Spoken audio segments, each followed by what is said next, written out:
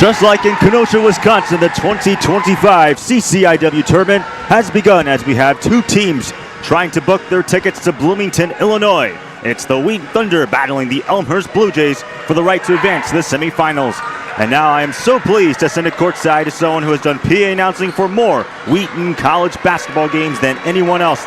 The two-time Hall of Famer and state champion golf coach, Mr. Tim Martin.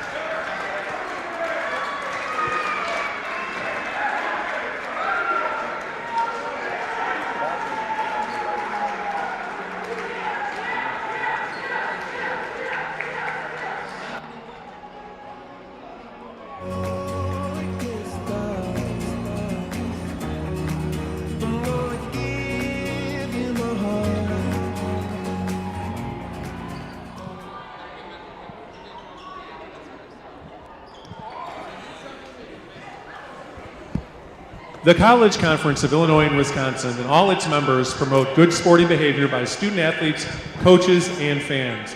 We request your cooperation in supporting the student athletes and officials in a positive manner. Profanity, derogatory comments, or other intimidating actions directed at student athletes, officials, team representatives, or other fans will not be tolerated and are grounds for removal. The CCIW has many traditions, but bad behavior isn't one of them. We appreciate your cooperation in creating a safe and positive game environment. Respect, it's the name of the game. And now we're going to honor our all-conference selections from Elmhurst University. Second team selection, Sierra Gibson, and first team honoree, Kristen Bukata. All CCIW selections this season from Wheaton College. Second team selection, Kate Oliver, and first team honoree, Annika Richardson. Let's give our all CCIW formers a round of applause. At this time, we ask that everyone please rise, if able, for the playing of the national anthem.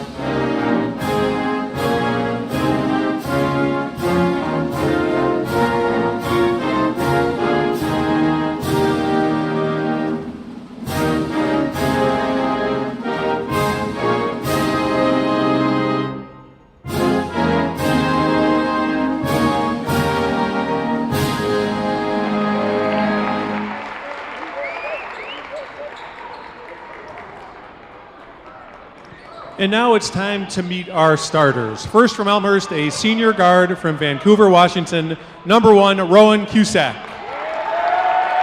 And from Wheaton, a junior guard from Lone Tree, Colorado, that's number 5, Alyssa Faborowski. Next at guard for Elmhurst, a sophomore guard from Valparaiso, Indiana, that's number 10, Kristen Bukata. From Wheaton, a senior guard from Schenectady, New York, that's number 23, Alexis Martin.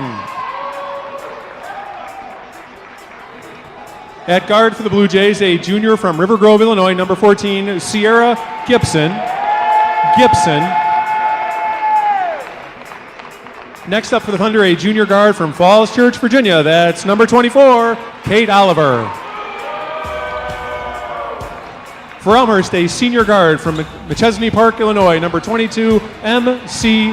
Brown. At forward for Wheaton, a junior from Peking, Illinois, number 30, Grace Kaiser. At forward for the Blue Jays, a junior from Palmdale, California, that's number 30, Sierra Steamer. And at forward for the Thunder, a senior from Northfield, Minnesota, number 25, Annika Richardson.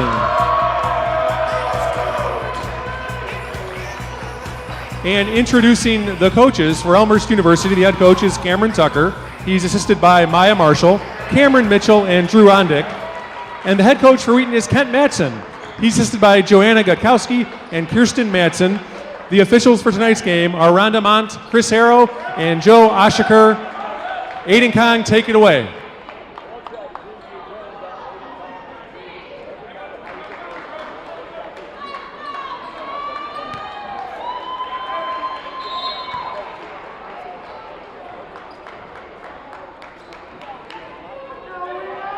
Watching, because this is why you grind in the off season, in the regular season. Both of these teams with an opportunity to fight for their right to party and punch a ticket to Bloomington.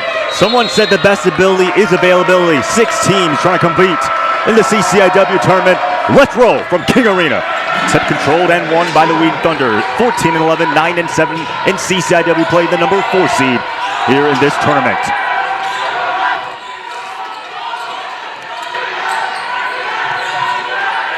Here's Kate Oliver against Elmhurst. Inside mid-range, won't fall though.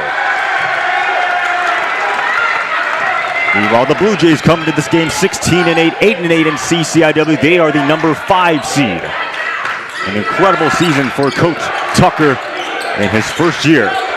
Yeah, as you mentioned earlier, it doesn't matter how you get here. All that matters is how you execute when the season is on the line. Christian Bucata, one of the best players in the CCIW with the ball. For the shot clock now for Rowan Cusack. Feed it inside his Steamer, misses though. Yeah, good paint touch. Looked like Steamer got caught too low beneath the basket. Didn't have a great angle to hit it off the glass. Of course, these are 2 local rivals. Not surprised to see the Elmhurst fans show up to here. Kaiser for 3. It won't fall, goes out of bounds. And it'll be Blue Jays ball. Yeah, there's a lot of energy in the building tonight. Got some Elmhurst fans along with quite a bit of Wheaton students as well. It's going to be a raucous night here in King Arena. Of course, the Blue Jays coming into this game on a 4-game winning streak.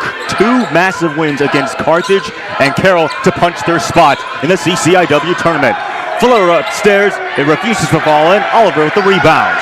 Both of these teams with a few really tough shots. That's playoff basketball. You got to be careful with the basketball. Bucata steals it. Here she comes. Christian Bucata. She is fouled.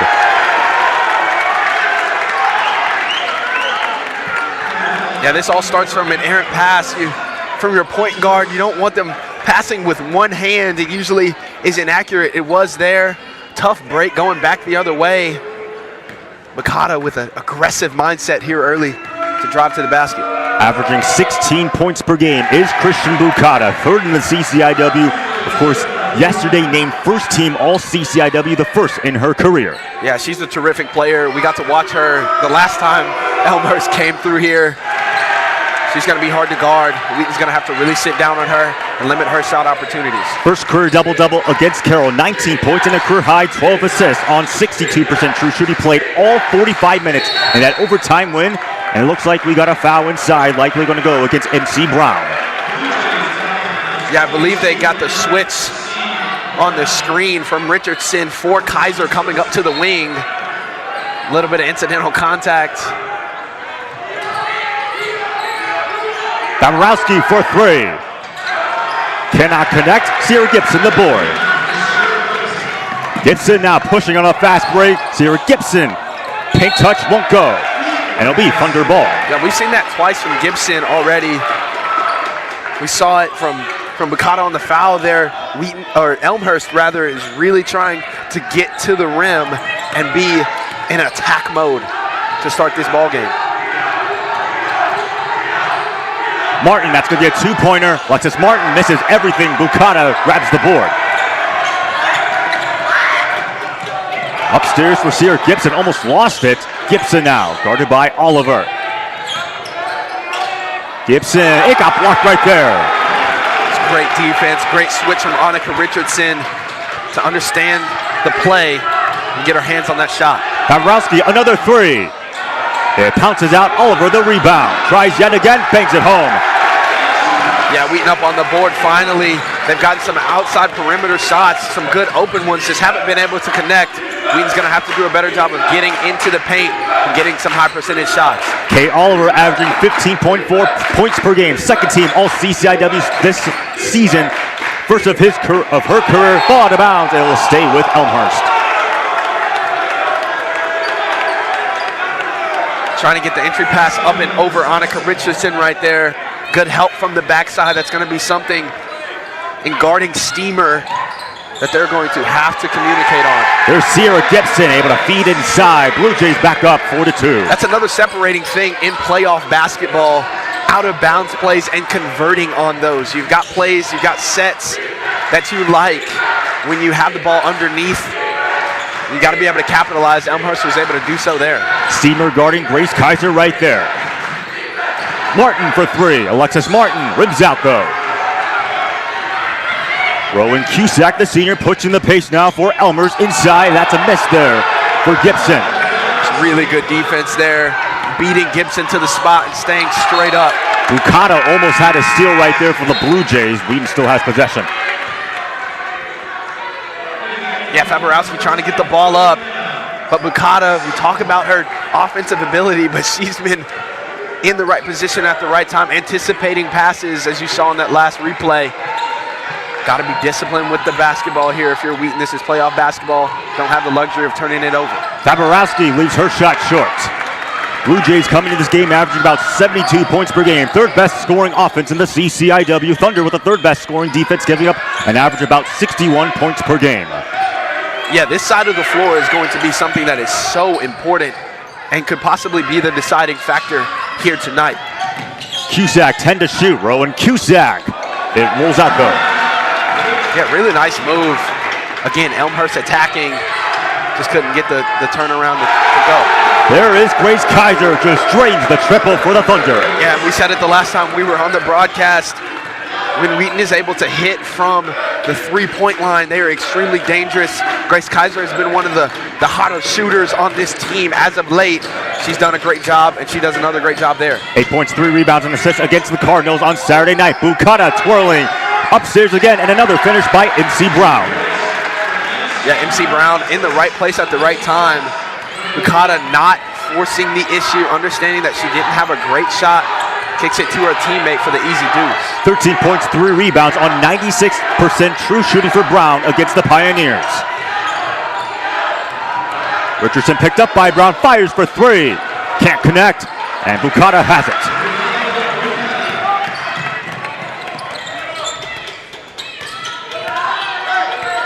This was a Blue Jays team that was 4-8 in CCIW play, on the cusp of being eliminated, but they got hot late, winning 4 straight, also 6 out of their last 8.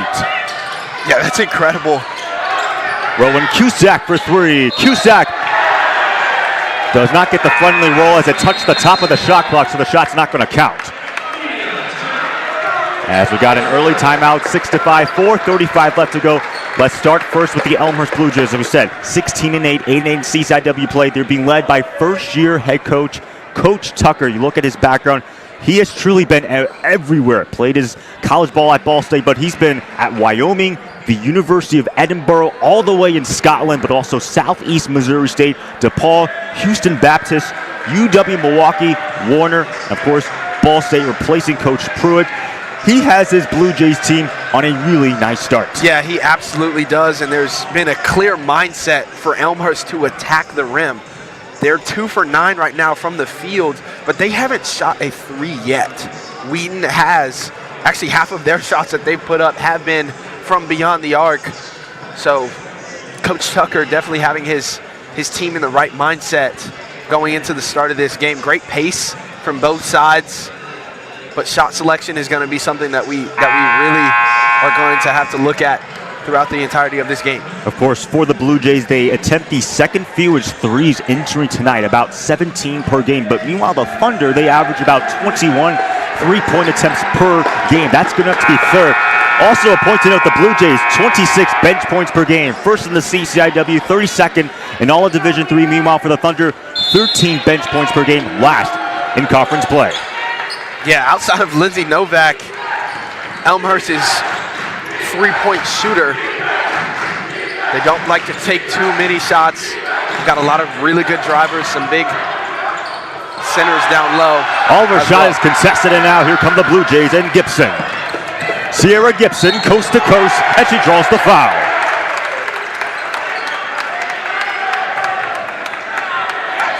Yeah, off the block, coming out. Grace Kaiser trying to stop the ball, but doesn't give her much resistance, especially in fast break. You gotta stop them outside the three-point line.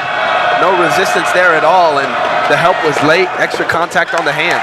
Of course, a lot of attention goes to Christian Bucata, but also Sierra Gibson, junior out of River Grove, Illinois, a second-team All-CCIW selection this season. Last year, played at the College of DuPage, comes here a pivotal part for Elmhurst.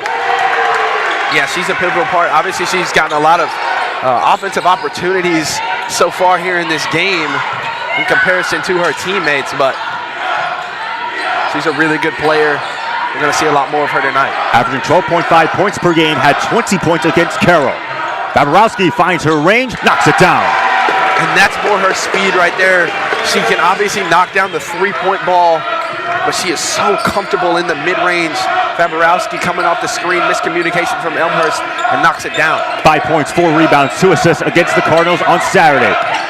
Here's Sierra Gibson now, finds her range as well, but can't get it to go, but a rebound gathered in by Brown.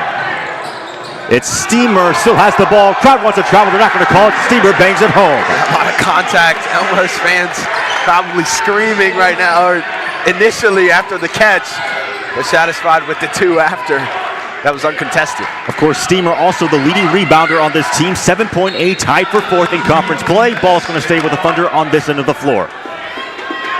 Yeah, trying to set up a play for Annika Richardson down low. She's calling for the basketball. She hasn't really gotten an open shot, only has 1 field goal on the night so far. Wheaton is going to need her to have a big, big game. Last time that they won, she had 36 points against Elmhurst. Gonna need it here. That's also career high for Annika Richardson. And then meanwhile, here comes Christian Bucata for the Blue Jays. Under 3 minutes now left to play. Bucata high off the glass, it refuses to go in. And I tell you what, Grace Kaiser on Bucata has the privilege of guarding such an elite scorer, but she's doing a really good job right now, staying in front of number 10 in blue. Babarowski for 3. Bounces out, ball goes out of bounds, and it will be Blue Jays ball.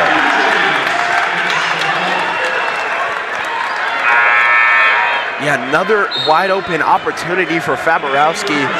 And Cato, the only Wheaton player down low, trying to get an offensive rebound. They're gonna have to crash the glass and be better, especially if they want to shoot the 3 ball tonight.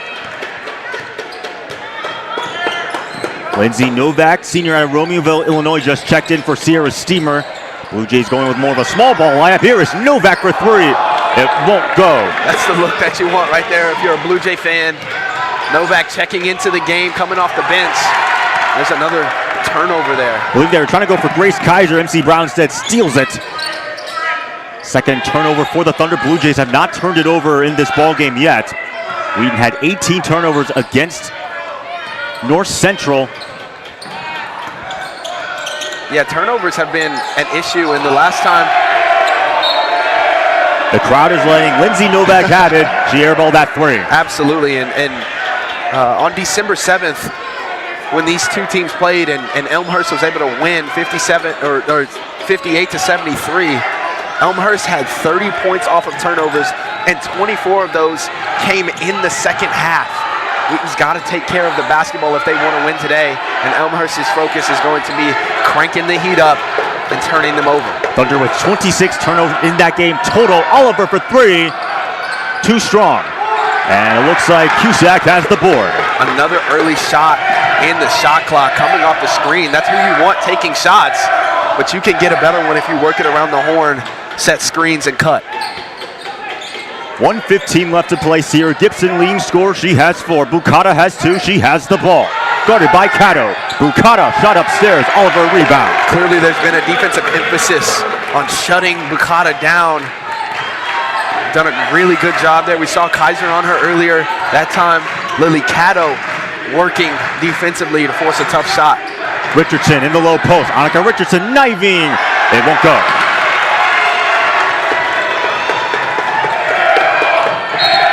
And Lindsay Novak caught traveling.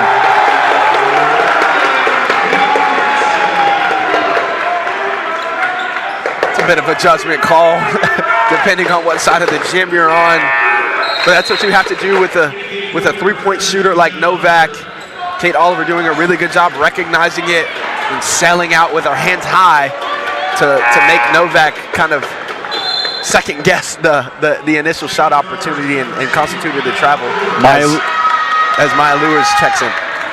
She checked in for Christian Bukata. Thunder also making some substitutions as Alexis Martin and Annika Richardson, or Alexis Martin checks in for Kate Oliver as well as Annika Richardson. So both teams going to their bench relatively late. Not too surprised. This is a playoff game. Yeah, it is a playoff game, but a bit of a chess match going in and out right now. Bukata comes off the floor, and Kate Oliver then is substituted out, and then Jenna Hunter goes in, and then number 33, Dalipi, goes in. So, bit of a chess match here as we move forward in this basketball game as far as matchups are concerned. That last possession, the ball went off of Sierra Gibson. Thunder still had possession. Baborowski, and they're going to say it's a foul against Rowan Cusack. And with 33 seconds left up on the clock, your top two scorers are not on the floor. We'll see if Jenna Hunter or Lily Caddo can step up. Obviously, Baborowski has had a lot of good shot opportunities, but this is an important possession right here as we go into the second quarter. Baborowski for three. Won't go. Here comes Sierra Gibson right to the teeth, and she draws the foul. It's going to go against Grace Kaiser, I believe.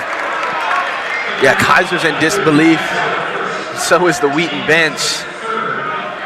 Gibson, once again, no one's stopping her above the three-point line or even the free throw line. And when she gets ahead of steam like that, it's really hard to stop her. Maybe look forward to Wheaton trying to draw a charge of some sort, get their feet set, because she's had her head down, mowing her way to the basket. Jackalaya Ravisi checks in for Lindsay Novak. Of course, Sierra Gibson at the College of DuPage averaged 16 points per game in her time there. She also played softball, hit .409 last year. That's ridiculous. To be able to do that in two sports on the collegiate level takes a special athlete. That's remarkable. Oh my word.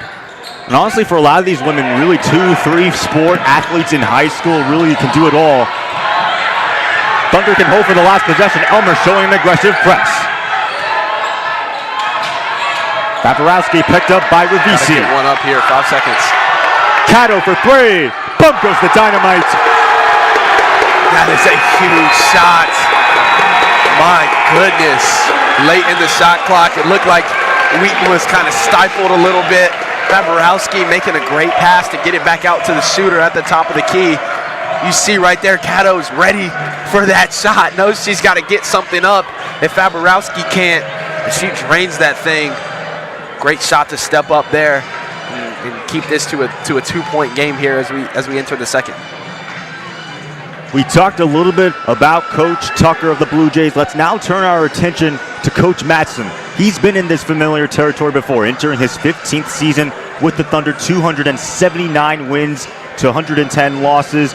But what's pretty cool about the Wheaton Thunder, we talked about this in our last broadcast, is that Wheaton has barely missed the CCIW tournament. In fact, 12 CCIW tournament appearances since 2011. The only time they missed it was in 2021 when they had to withdraw because of COVID-19, and then last year because they finished 5-11 in conference play.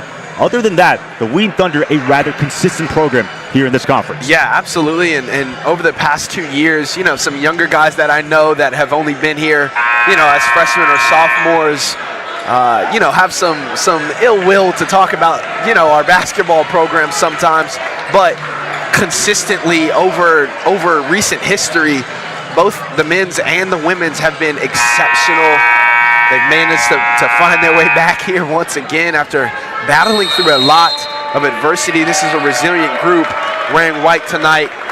Super proud of these girls, and you know, they're fighting for their right to party, you know. Of course, the other matchup, Millikan versus Carthage, deadlock 8-6. It was deadlock at 6-6 before. It's now 8-6 in favor, I believe, Millikan, who has the lead.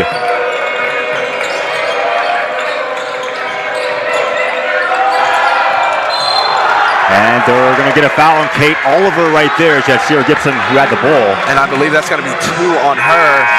She's going to have to check out of the game as she's in foul trouble. But just an uncontrolled closeout there.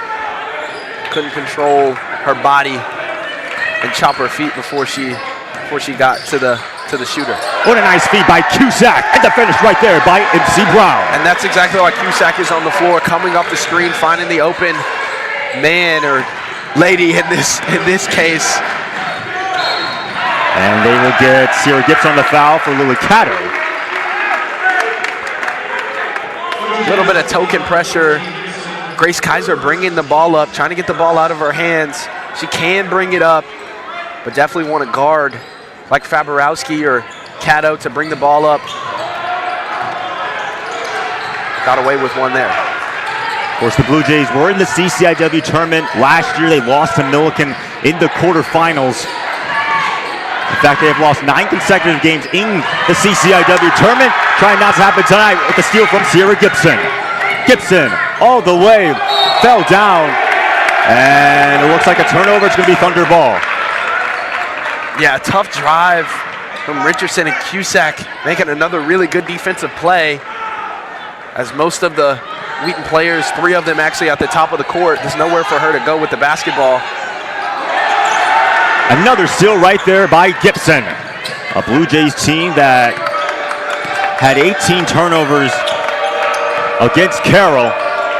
Gibson, it's the right top of the backboard right there. Great hands from Jenna Hunter to poke that ball free from Steamer. She was about to get it back. Cato, blocking foul against the defense. Cato getting out in transition.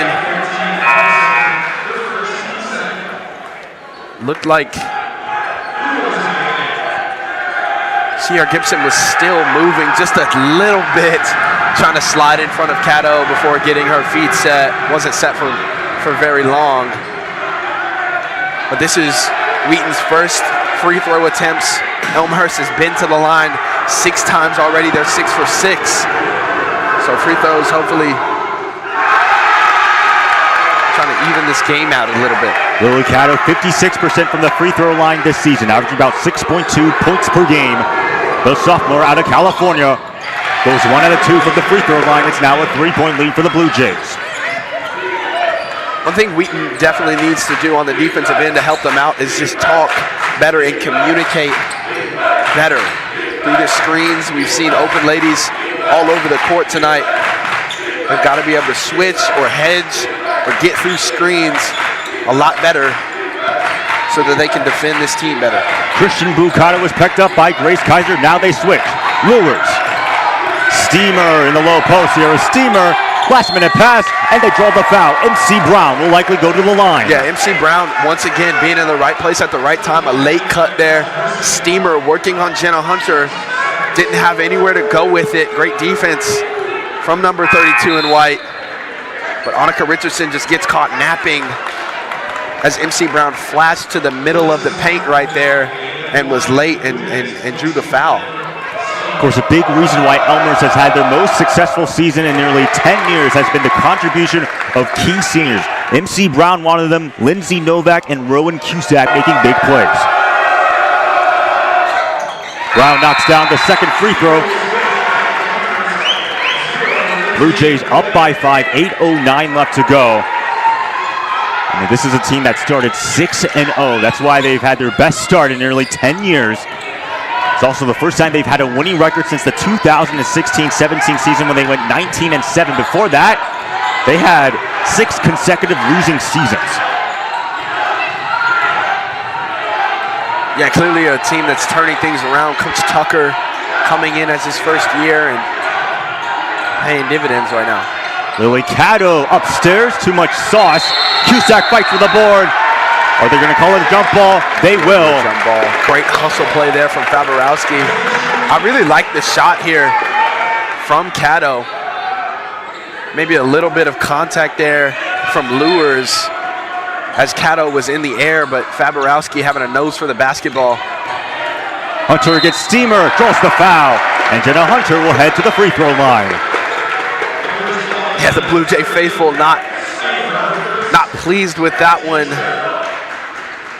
But as she's going up, as Hunter is going up, Steamer is moving with her, not staying straight up. Jenna Hunter, sophomore out of Peatone, Illinois, averaging about 5.1 points per game, had 16 points, which led the team on 74% true shooting the first time she played the Blue Jays back in R.A. Fagno Hall. Second free throw, won't go. Yeah, she played a phenomenal game, and it seems as if, especially with the extra attention that Annika Richardson is getting, Jenna Hunter is going to have to step up. Bukata lost the ball, the bounce. That'll be Thunder ball.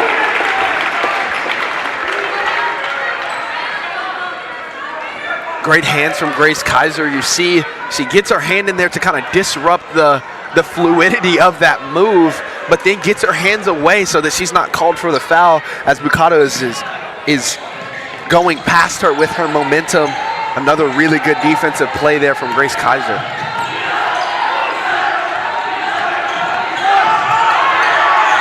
Cusack playing smothering defense on Faborowski right there. It's big against big, Hunter and Steamer. Grace Kaiser picked up by Christian Bukata. Caddo, you back.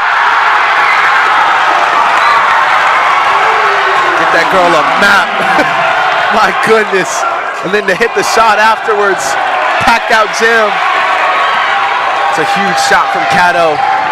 She's stepping up as of late. Lindsay Novak missed her three on the last possession for the Blue Jays. Thunder down by one. Faborowski on an island. Too much sauce.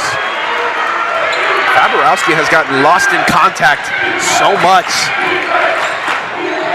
Bukata able to draw another foul and likely more free throws for Christian Bukata.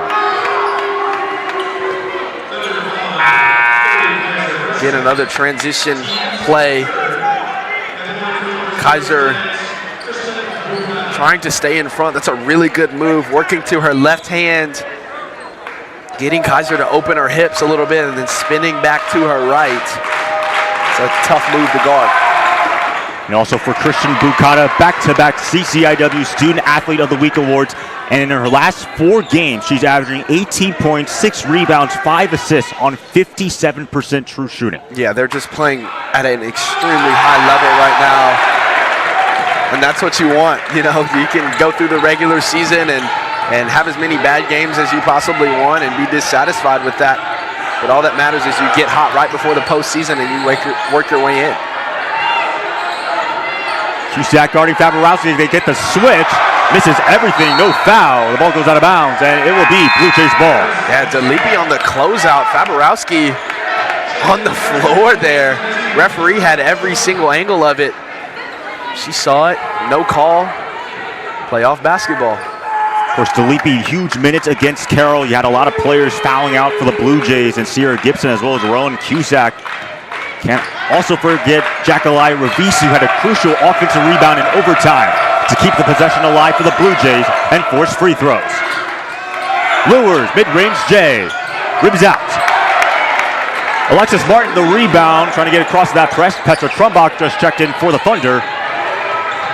Yeah, really good offensive set there from Elmhurst. They get everybody on one side of the court so that there's no help down low for the entry pass. That was Delipi there on that nice steal. Here comes Bukata. Christian Bukata misses it though. Gotta have those with Christian Bukata. One-on-one really fast break. Alexis Martin reaches the cylinder. And that's how quickly basketball can turn on you. You come down, get a really good move, and you miss the layup, and then right after in transition, you give one up, 2 points the other way, 4-point swing.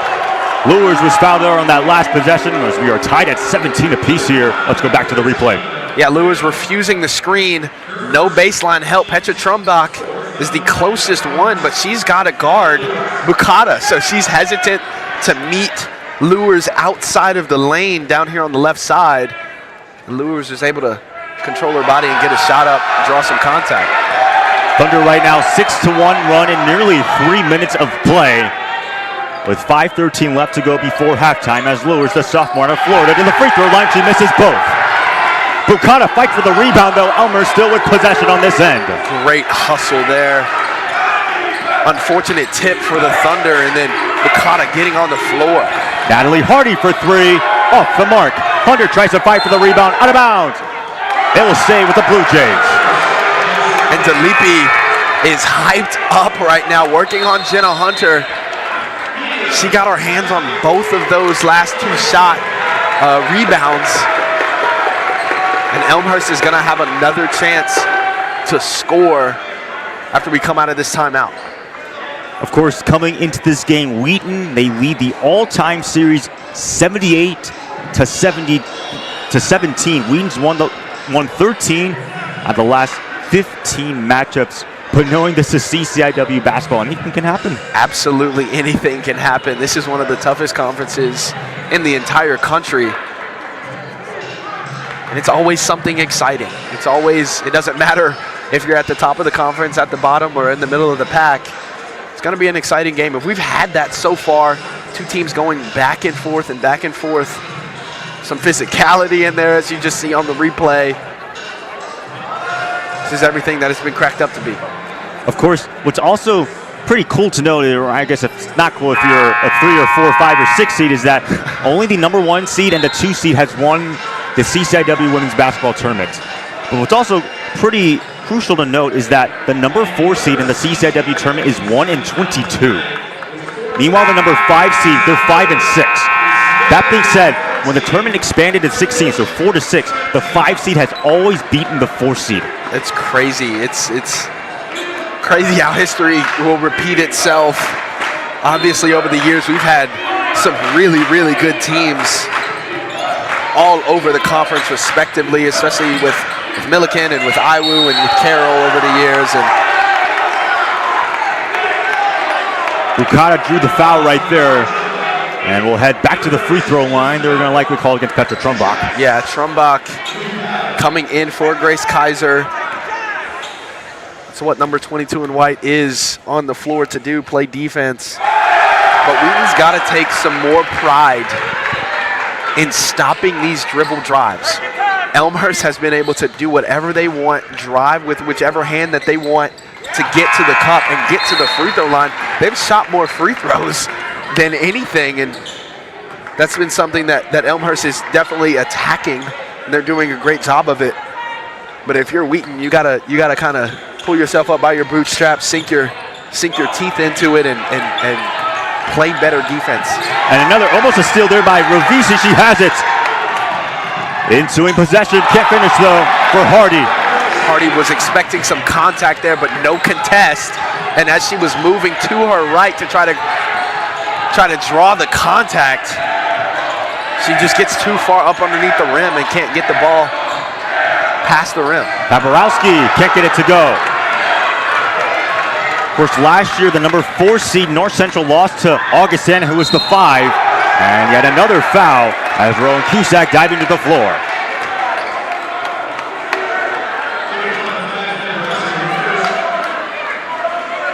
I believe they're going to get Alyssa Fabarowski on that call. Yeah, Fabarowski or Petra Trumbach on the reach-in. Fabarowski just late. Cusack doing a great job of shielding her body off to keep that step so that she could get to the lane.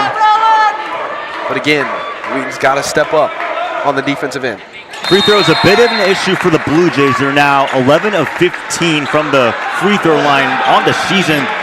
They're shooting 69%, second to last in the conference. Yeah, but that's the problem, right? When you're allowing teams to drive on you and get to the lane and then get to the foul line, their 11 of their 18 points have been from the free throw line. And they've got to step up, and when Wheaton has not fouled, they've been able to get stops and force tough shots. So they've got to be more disciplined, stop the ball outside of the three-point line or really outside of the paint so that they can stay out of foul trouble and keep Elmhurst off the free throw line. They're going to get the foul on D. DeLippe against Jenna Hunter. That is now the 4th foul against the Blue Jays. Let's go back to the replay.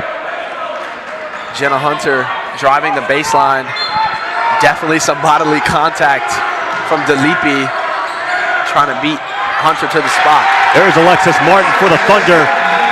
First lead for Wheaton since leading at 5-4 early on in the first quarter. Yeah, her layups always scare me. She's got some good English on the shot, but it doesn't get very high off the glass, so they just kind of roll in off the heel, but a great finish there off the inbound. Bukana sinks the triple. Blue Jays back on top. And she's been rather quiet, has been trying to drive. Petra Trumbach just giving her a little too much space, and that's all number 10 needs. 7 points now for Christian Bukata. Again, 3rd leading scorer in the CCIW behind Olivia Rangel and Natalie Grecius. Martin lost the ball, and she is fouled again by DeLippe. That's, I believe, her 2nd. Yeah, that will be her second. Her second in 2 possessions, actually. Looks like Wheaton actually will be in the bonus, so they'll go to the line as they scarcely have done throughout this first half. 3 minutes left. Going to try to steal some points on the free throw line. If you're both of these teams, obviously these referees are calling it a little bit tighter than you'd expect in a playoff game. But you got to adjust and understand that the referees are going to stay consistent. 5th and 6th attempts for Alexis Martin, rather for the Wheaton Thunder in this half, as both teams are going to be shooting free throws for the rest of this quarter. Martin misses both, and Lily Cato get the rebound. Yeah. She'll now try for 3. Can't get it to go. 3rd offensive rebound by Jenna Hunter this time. Yeah, Jenna Hunter got her hands on it. Cato able to come down with it and almost sunk that 3, just got it off the heel. And now here comes Cusack. On gas, no breaks. Oh, it got blocked by Martin, though. What a hustle play by Alexis Martin on defense. Yeah, those are championship types of plays. When you get here and you turn the ball over like that, you got Cusack, the speedster, coming down and you hustle back, no foul. That's a great defensive play. Sierra Steamer against Jenna Hunter, lost the ball, and it'll be Thunder ball. And Steamer looking at the referee like that was exactly what I did to her on the ensuing possession, and there was no foul called on her, but Jenna Hunter, maybe a little more bodily contact than you'd expect, but dribbling it off her heel was Steamer there. Hunter 5'11", Steamer 6'1", a big matchup that we love to see tonight. Hunter again, Jenna Hunter misses. It's a good look, but a really good contest from Steamer, also getting her hands up. Well, VC misses a shot though, and now here comes Wheaton on the ensuing possession. Yeah, I don't know if that was a shot or a pass, but Alexis Martin hustled back, and was in the right place at the right time once again. 2:06 now left to play. Hunter tries. Jenna Hunter refuses to fall. Another offensive rebound, this time by Cato. And it's tied at 21. Cato again coming up and making a huge play with the reverse lay. 9 points, 2 rebounds, and assists for Lily Cato, leading scorer on both teams. Yeah, she's come and has stepped up here with Annika Richardson and Kate Oliver on the bench. Somebody has had to step up. Number 13 in white has answered the call. Sierra Steamer able to score on that last possession for the Blue Jays. She now has 4 points along with 3 boards. Blue Jays back up by 2. That one's taken away by Ravisi, and now a foul going against Wheaton. That'll send her to the line. Martin trying to drive, but Cusack having the awareness to turn around. Probably heard the basketball being dribbled behind her head. She turns around and forces Martin to pick the basketball up and pass. She's too far away from the basket to try to go up for a layup. Constituted the skip pass, and the steal gave them the opportunity to take a foul and go to the line. Christian Bukata now 8 points, 3 rebounds, 2 assists, a steal, and a block. Again, the crazy part is that she's only a sophomore and she's third in the league in scoring. Now, we've seen a lot of sophomores, respectfully, in this league that have stepped up in big ways for their program. Even on our own men's team, Soren Richardson being an absolute dog. Mikata has done the same thing for her club. And going back to Soren Richardson, unanimous first team all CCIW selection. But also on the men's team, the guy who won CCIW Most Outstanding Student Athlete was Ryan Johnson, sophomore for Carthage. Baborowski, 1:08 left to play, finds Martin, and the shot won't fall, but Alexis Martin is going to go to the line. Yeah, and I believe it. At this point, Steamer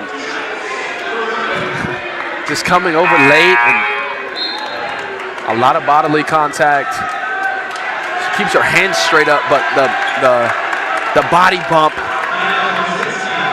threw Martin off course. So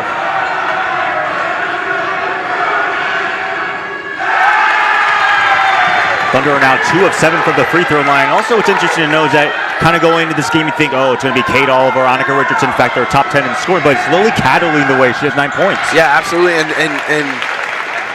Oliver and Richardson have been on the bench. Oliver's in foul trouble. Richardson, meanwhile, does not have a point in this half.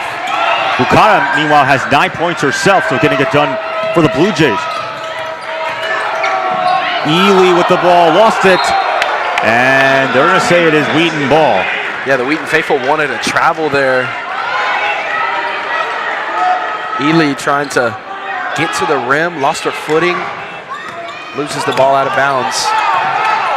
Sulika Ely start guarding Lily Cat on that possession.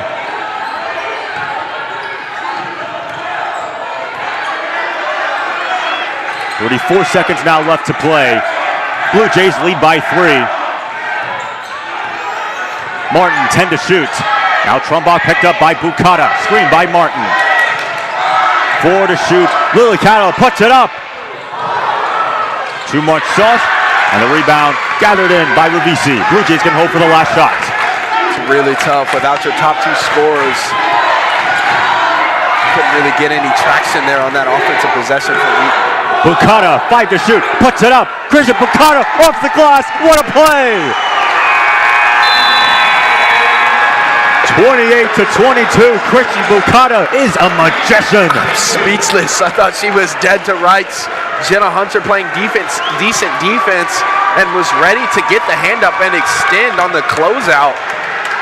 But just an amazing heads-up play there and a little bit of bank luck off the glass as we head into halftime. Blue Jays take a 5-point lead into the locker room. Meanwhile, let's go to Milliken and Carthage. The Big Blue, the number 6 seed, they just lost to Carthage on Saturday. They're up 24-16 at halftime. Yeah, we talked about it already. It doesn't matter how you get in. It's about how you execute when the season is on the line. Milliken obviously up 8.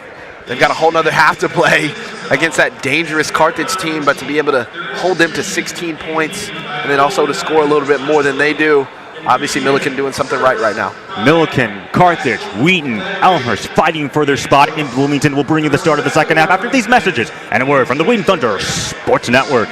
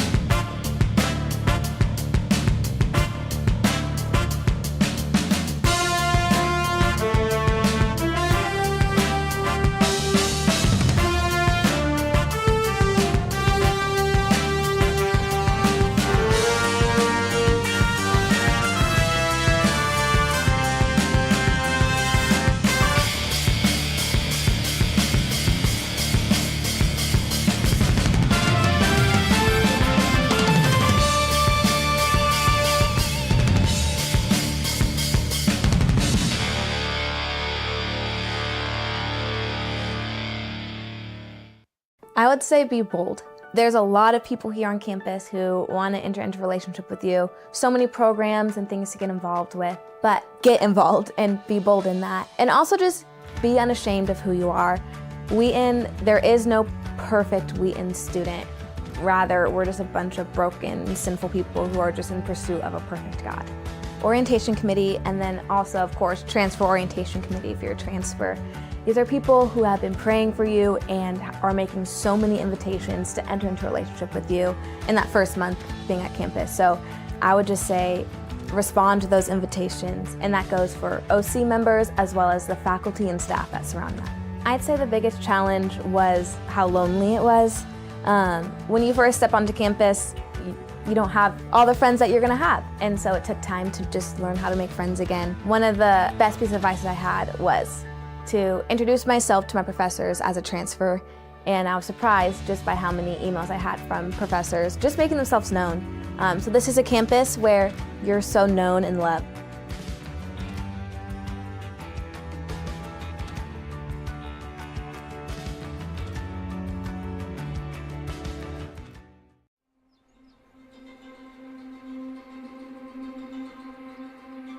Welcome to the Armerding Center for Music and the Arts at Wheaton College.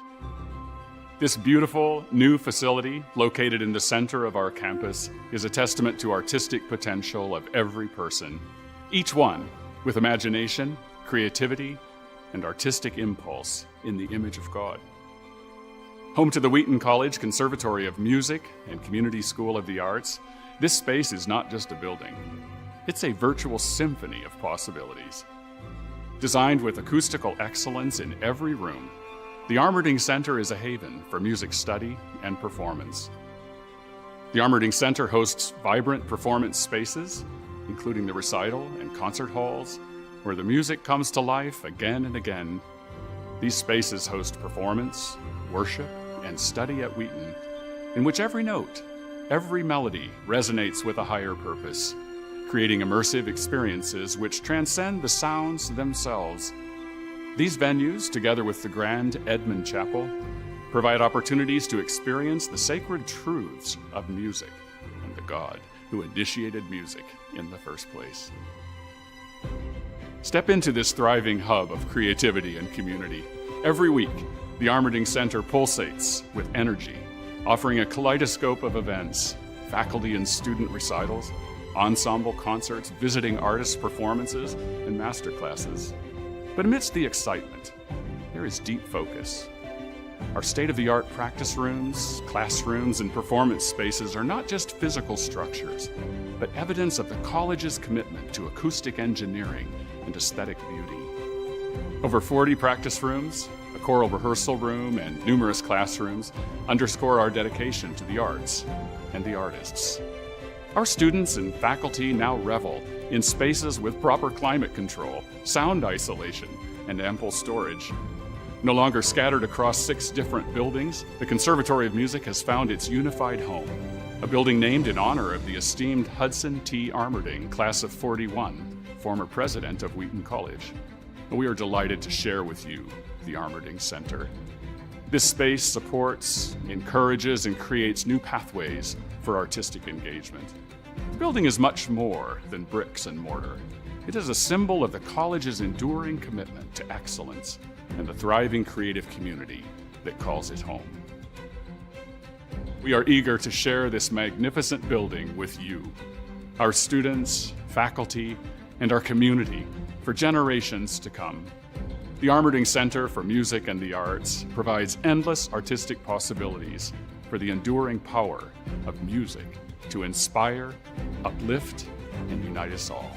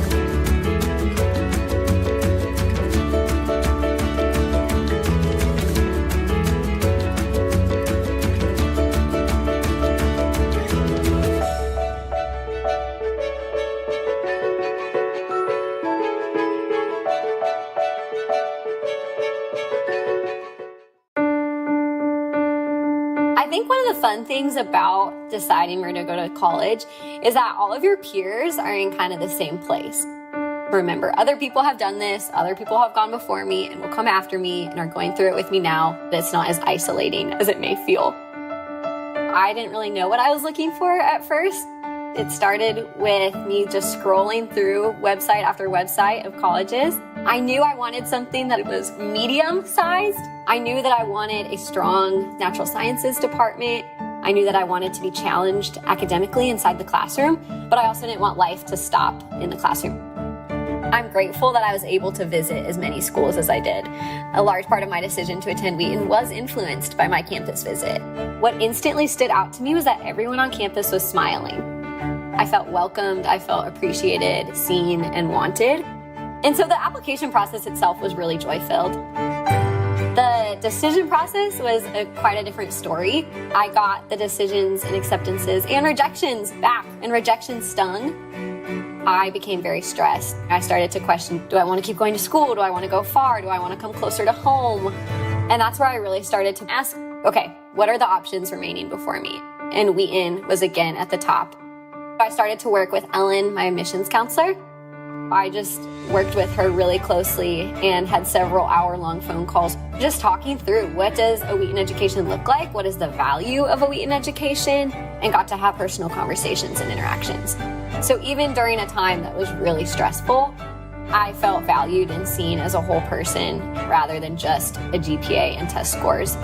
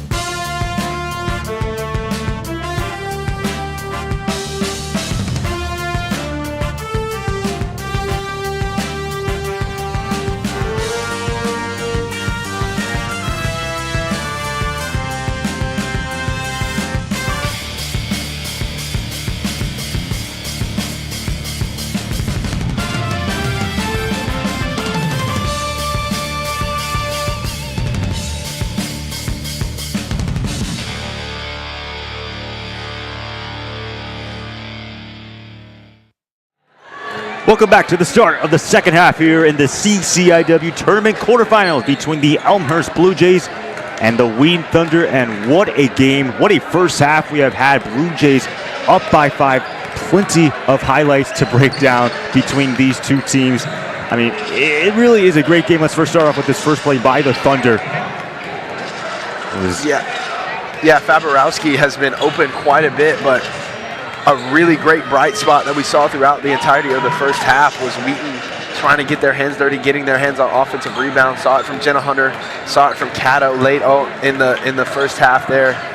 And then three-point shots have been something that Wheaton has been trying to really get after. They're 3 for 13 right now, but they're letting it fly. Compared to the Blue Jays, who are only 1 of 6 from the free throw line, from the three-point line. Blue Jays have gotten most of their points from the free throw line, but still some highlights. As you can see here, a nice pass.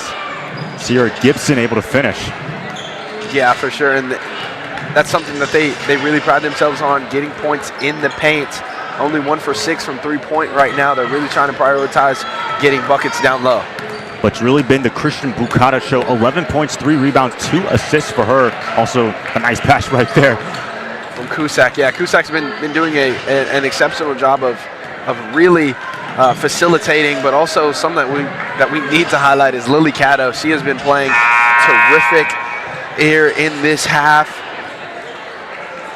And 9 points, 3 rebounds for her. There is Christian Bukata able to bury that 3. Again, leading the Blue Jays. And back to another Thunder highlight. And steal, rather, by Rowan Cusack before the block there by Alexis Martin. Yeah, this was definitely the better defensive plays of this game, if not the best. Great hustle by Alexis Martin. She knows what's on the line here. And as we start this game back up, rather, here in the second half, Annika Richardson, Kate Oliver checking back in, also with Grace Kaiser. They all have 2 fouls for Wheaton, so they're going to have to be really disciplined about being disciplined just about fouling and not allowing the dribble drive to get cut so deep. They're going to have to really sit down and guard really well. Obviously can't just give free lanes to the rack, but they've got to be smart so that they can help their team out. Kate Oliver only had 2 points. Annika Richardson did not even score. Blue Jays trying to snap a 9-game losing streak in CCIW tournament play. The number 5 seed Blue Jays against the 4 seed Thunder started the second half here from King Arena. Yeah, and if you're a Wheaton and you're only down 5 and your 2 top players only have 2 points, you're thinking it's going to be a really good one if they can stay out of foul trouble and convert. Of course, these teams split the regular season series. One at home, and here's a steal by Rowan Cusack. Great defense by Cusack. Understands that Kate Oliver loves to go to the spin move. Anticipated it, got her hands in clean. Almost another takeaway, but instead the finish right there by Steamer. Transition buckets is something that Elmhurst really needs to capitalize on this half. They've generated a lot of turnovers, but have yet to turn them into quick 2s and transition 3s and transition shots. There's a foul there. Not sure if that was underneath or not, but if Elmhurst really wants to win, they've done a good job defensively of getting some turnovers, but if you don't turn it into points, it doesn't mean anything. They will call the foul against MC Brown. That is her second personal. Richardson. Annika Richardson misses everything. MC Brown trying to sell the charge right there. Annika Richardson with a ton of space to get that shot away, just couldn't get it to fall. Gibson twirling, ball still loose out of bounds, and it will be Thunder ball.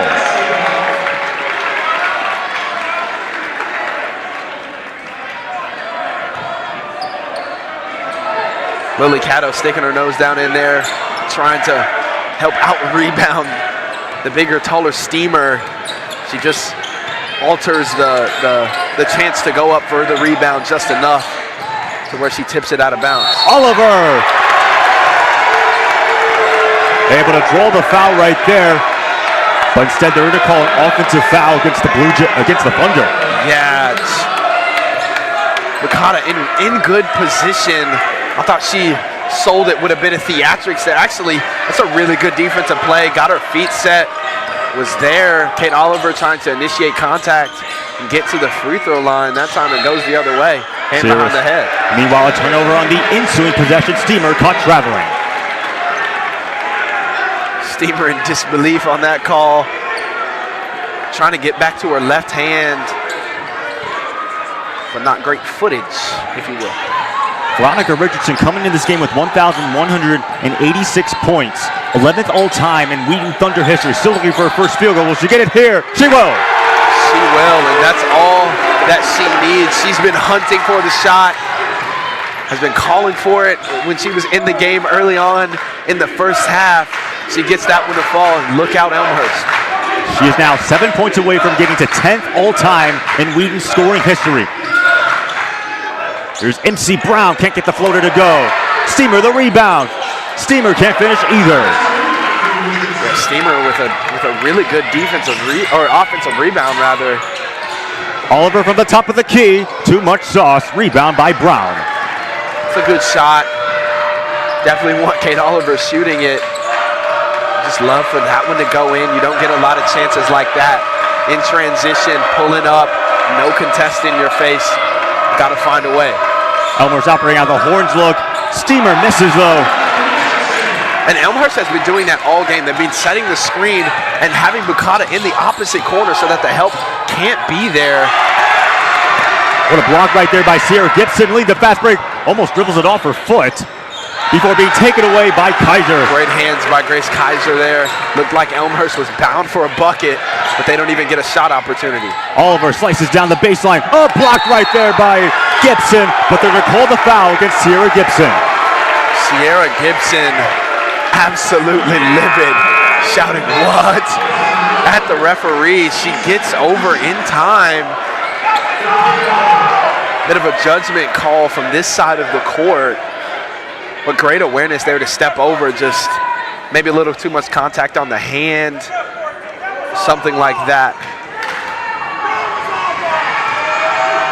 Oliver 76% from the free throw line. Free throws continue to be somewhat of an issue for both teams. Thunder now 3 of 9 from the charity stripe. Blue Jays 12 of 18. Yeah, and the great thing about free throws is clutch free throws win games. Missed free throws miss them. You can't afford to miss these open shots. Layups and free throws are the easiest shots in basketball. Layups are right up underneath the rim. You get to use the glass, and then free throws, you get to take your time. You get to double dribble if you want to. No hands in your face. Got to be able to knock them down when you're awarded your 2. 3 points, 5 rebounds, 2 assists now for Kate Oliver. 4th leading scorer in the CCIW, averaging about 15.4 points per game, is Kate Oliver. Oh, what a move by Cusack. Got Faborowski to fall. Another 3, buried right there by Lindsay Novak. Yeah, Novak right on time. Cusack working on Faborowski. Faborowski losing her footing. That's the second one we've seen in that exact same spot. First Novak ready to shoot. First field goal for Novak, a takeaway by DeLippe. Trying to get it to her again in the corner. Novak, step back. Bounces out. Blue Jays fans would have gone absolutely nuts. Great skip pass. Oliver dices. Kate Oliver bangs it home. And that's her game right there. It's been a while since she's gotten a good look like that. To be able to pump fake on the 3-point line, get to the floater and not go all the way to the rim and draw a charge. Great play there by Kate Oliver. Winner fighting for the right to head to Bloomington to go to the semifinals here in the CCIW tournament. DeLippe picked up by Annika Richardson, caught traveling again. Another travel. I couldn't really see it from right here. Some extra defenders in the way of the sideline of the feet, but on the other side of the court, got a good look at it, and we're going the other way. Elmhurst faithful, about 15 to 20 minute drive from Wheaton College. Here to support their Blue Jays was the men's and women's team making the CCIW tournament. Cato rattles in the triple. It's her third one. She is hot right now, one of the better streaky shooters on this Wheaton team. When she is on, and she is on tonight. 12 points for Lily Cato, 3 away from tying her career high when she had 15 against Augustana this year. And they're going to get a reach-in foul going against Kate Oliver as they were trying to work it to MC Brown. I believe that's going to be her 4th foul. It will be, and she'll come off the floor. Jenna Hunter will check in, and that is a huge loss, especially so early in the 3rd quarter. She's not going to be able to check in until the latter stages of the 4th. Annika Richardson stays in for Wheaton. And on that entry pass, you just hate to give up a foul right there. MC Brown a little bit too strong. DeLippe got the rebound. Brown tries again. Refuses to rim in, and we got ourselves a loose ball foul. Elmhurst fans not pleased with it. Not at all. Going up after the rebound, it's really hard to kind of turn your hands off when you're going up for the rebound and then someone else gets it and trying not to reach in and get a foul. But there's been a lot of questionable calls here. A deciding factor is which team is going to adjust to it and play better. So still got 4 minutes, 53 seconds left up on this clock. Both of these teams, Elmhurst with 3 fouls, Wheaton with 2. Going to be interesting to see how free throws impact this game moving forward, especially with foul trouble on both sides. Of course, we talked about this in the first half. The Blue Jays at one point were on a they had 6 consecutive losing seasons before this year. Also, they had 3 wins in 2021 and 2022, and they also won another 3 games in 2022 and 23. So 6 combined wins in 2 seasons, but last year winning 12 games. And then this year, I always like to go back to the CCIW preseason poll. Wheaton was projected to finish second to last, Elmhurst 7th place, and yet both of these teams are in the CCIW tournament. Yeah, you got to find a way, and especially in this conference, you really have to be resilient. There's no team that doesn't face any adversity. I guess that's kind of universal in all sports, but this is not just a conference where 2 teams run it consistently every year and everyone else is a toss-up. All of these teams have players on players that can really get it done. Here's Grace Kaiser, drains the mid-range J, and the Thunder have the lead. Again, it looked like Wheaton was dead to rights. Lily Caddo being trapped, but she keeps her cool, keeps her composure, and was the assist to the assist for Kaiser to get a shot away. Milliken leads Carthage 31-27 as that 3 by Cusack won't fall. Yeah, they were trying to get it inside to DeLippe, but the help was there, forced a tough shot from the corner. Richardson for 3. He leaves it short. But the rebound by Caddo goes out of bounds, and it'll be Elmhurst ball. Great look from Monica Richardson, and Lily Caddo, even when the shot goes up, she's down near the half circle, trying to create extra shot opportunities for this Wheaton team. She's been a catalyst to their success so far while they're up 1 point right now. For Coach Tucker, he replaces Coach Pruitt, who was only here for 1 season before heading to Indiana State. Novak a deep 3, too much sauce, another rebound gathered in by Brown. I know she missed there, but you can't leave her open like that to give her any space. You got to hold her hand. Bukata also leaves her shot short, and now here comes Wheaton. They're on a 7-0 run the last 3 minutes and 1 second. Elmhurst faithful wanted a push off there on Faborowski, not going to get one. Faborowski picked up by Cusack. Got to get going here, 10 seconds left on the shot clock. Richardson, no foul call, and now there is a foul, and it's going to go against Elmhurst. Yeah, good drive working on MC Brown.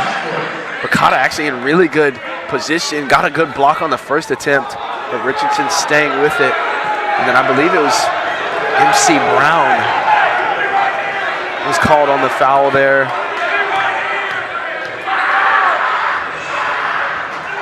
Richardson misses the free throw. 2 players in foul trouble. You mentioned Kate Oliver, but also Dee DeLippe. She has 4 personals herself, as Natalie Hardy looks to check in at the next dead ball opportunity for Elmhurst.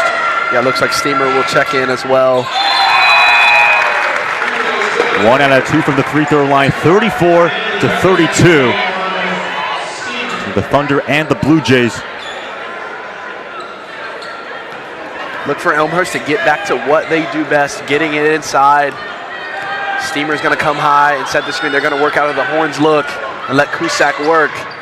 See if she can find the open one. Bukata, 11 points, 4 rebounds, 2 assists for her. The ball goes out of bounds. And it's going to be Wheaton ball. Yeah, great defensive help. Helping from the corner was Faborowski to make that catch really uncomfortable for Steamer. She wasn't able to corral it or really come back down with it. She makes a quick pass, an errant one, and it turns out to be a turnover. Catalytic score, does the foul, counted and 1. And 1, and 1. And that's what happens when you shoot so well from beyond the arc. You come up to the wing, a hard closeout from Hardy. And she puts the ball on the floor, not sliding her feet, puts her left elbow, kind of forearm into the back of Caddo, but she's able to finish through the contact with the left hand leg. Lily Caddo has just tied her career high, 15 points for her, just like she had it on January 22nd, 2025 against Augustana. Yeah, she's balling right now. Bukata lost the ball. It's Kato who has it. Lily Kato straight to the rack. Misses though. Richardson cleans it up inside. 13-0 run now for Wheaton, 39-32, and what a turn of events, Xavier. Absolute turn of events. You love to see that coming out and responding. 13-0 run. That's something that's really hard to do. Got to string together possessions, and they've done so far. Thanks to Lily Cato. Yeah, Lily Cato, 15 points, 4 rebounds, and assists, and a steal. I mean, you think coming into this game again, it's going to be Kate Oliver, it's going to be Annika Richardson, even Alyssa Fabrowski, who had an impressive performance against Augustana with 20 points. But instead, Lily Cato, the sophomore out of California, making the plays. Yeah, and that's why playoff teams are in the positions that they are, is because even if your top players aren't scoring, aren't contributing as much offensively or maybe even defensively, if you have an astounding defensive player, you have role players who step up to the call. Lily Cato has done so far, but they've got to get her some help. You know, Elmhurst now is going to be trying to really hone in on her, especially with Oliver not going to be in the game for a few more minutes as well. So we'll see who is going to step up for Wheaton as well. And then if you're Elmhurst, you just got to take a deep breath. Understand that you're here for a reason. You've gotten yourself here. You're down 7, but there's still a lot of time. No need to rush. Just got to really sink it in and take care of the basketball, get good shots, and sit down on the defensive end. Of course, Elmhurst has been in this familiar situation where they had the lead. They were up 24 points against Carroll, allowing the Pioneers to come back and force overtime, but able to prevail and get a massive win in the final regular season game. Led it by as many as 7. Now they trail by 7. Another feed inside for Stieber, and it's a turnover. Yeah, and Elmhurst has been trying all half to get the ball inside. As Sierra Gibson will check back into the game, excuse me. They've been trying to get the ball inside, but there has been some trouble with the entry passes. Speaking of trouble with passes, there's a errant one there. Rowan Cusack almost had a steal right there. Let's go back to that replay. Yeah, got to use 2 hands there, especially in the backcourt when you're getting pressed, but they get away with it, and Wheaton's out on the run, able to get a possession here and try to score. Thunder 6 of 12 from the field here in this third quarter. Blue Jays are 2 of 12 here in quarter number 3. Well, they've been on a bit of a cold streak. The free throws in the first half kind of kept them afloat anyway, so we'll see how that goes. In fact, Elmhurst has not scored in nearly 5 minutes. Going to your point. Yeah, outside of free throws in the first half, they really struggled to make shots and get quality ones. Wheaton's defense has been stifling when they've been disciplined and haven't fouled. Bukata almost lost the ball, and they're going to get a foul against Wheaton. Let's see who they want to call it against. Yeah, Jenna Hunter taking the switch. Just gets her hands in there. Maybe that one was called on Cato. I wasn't able to see what the referee signaled to the scorer's table, but can't bail him out there, especially when you've got really good defensive position. Bukata, and she's picked off though by Richardson. There's an example of helping the helper there. Hunter misses though. Ball still loose, and it's picked up by Rowan Cusack. Blue Jays have numbers, by the way, 4 on 5. Bukata for 3, rims out. Gibson the rebound. Inside the paint, Sierra Gibson misses though. Another one by Steamer. Great move, can't leave her outside open like that. MC Brown out of bounds, and it'll be Wheaton ball. Very crazy sequence right there. A few different shot opportunities. If MC Brown was able to get that one up, that would have been their 3rd. And now they changed the call. Referee coming from closer to the half-court line, making that decision over the referee on the baseline. Blue Jays still maintain possession. 38.2 seconds left to go. Currently Wheaton on a 13-0 run. A kick ball, and it will stay with Elmhurst. Again, another set play on the inbound. these plays are huge if you can get an open shot, particularly under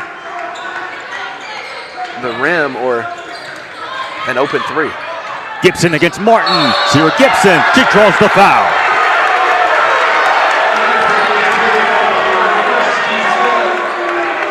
Yeah, if you're Alexis Martin there, I don't know what else you can potentially do. Maybe some contact with the right hand on the way up. But that's a really tough call, especially since Martin was in such good defensive position. Sierra Gibson, 6 points, 3 rebounds in the first half. I'll now give her 7. Like a second team all CCIW selection this year, announced by the CCIW on Tuesday.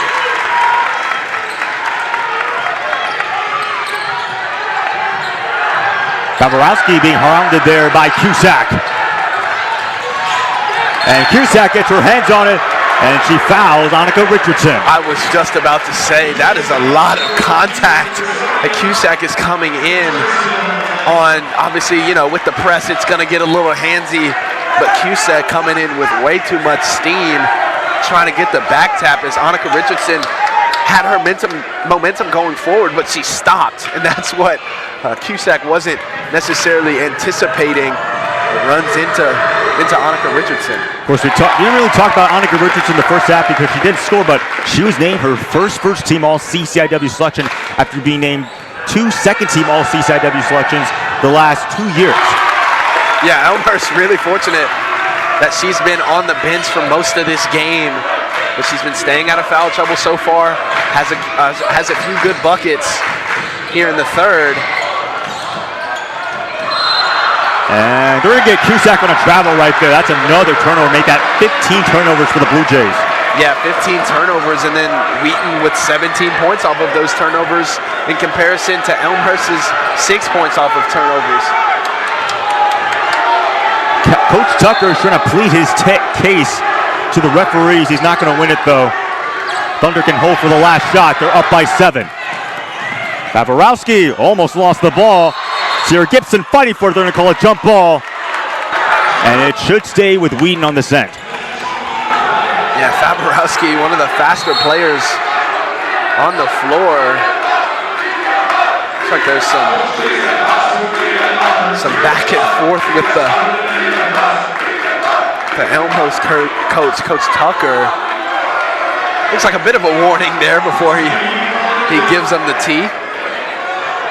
Referee still conferring. There should still be Thunder ball with the possession arrow. 8.6 seconds left. A chance for Wheaton to extend their lead.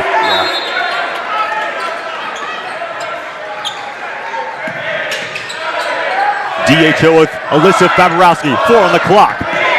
And that ball spatters out of bounds. Cusack got a piece of it.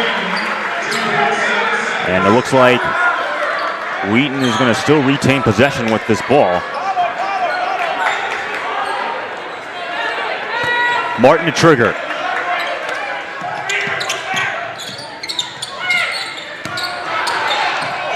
Gaborowski puts it up.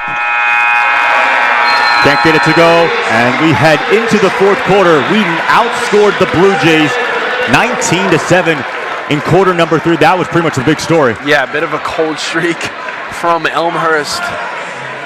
And then some terrific plays by Cato and Richardson down the stretch offensively.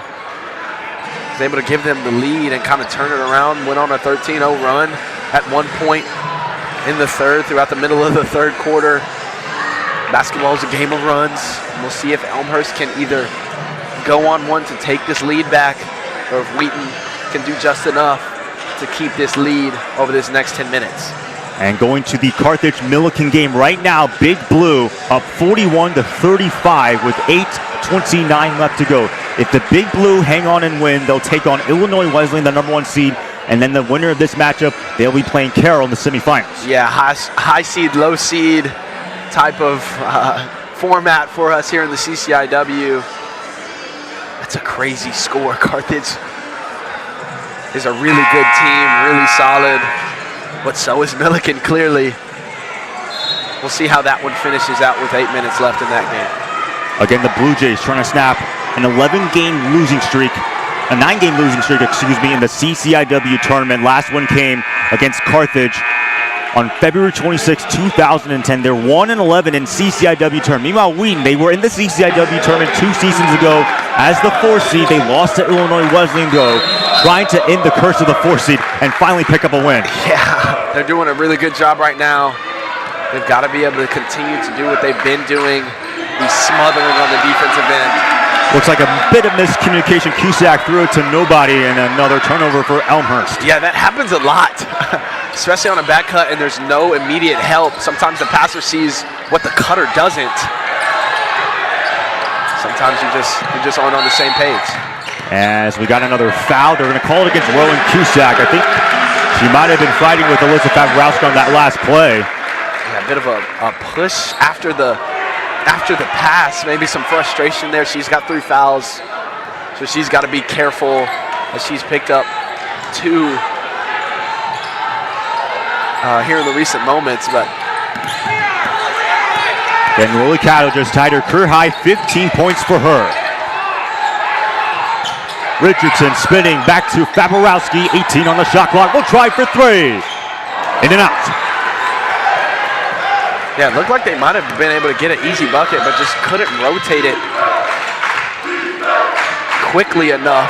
And Elmhurst doing a great job of recovering after the help was applied. Bukata. Oh, what a nice finish by Christian Bukata. She has 13. Yeah, and look for her to really set the tone and set the initiative. There's another ticky-tack kind of foul. Getting her hands in there was Sierra Gibson, her 4th. So we've got a lot of foul trouble on the court right now.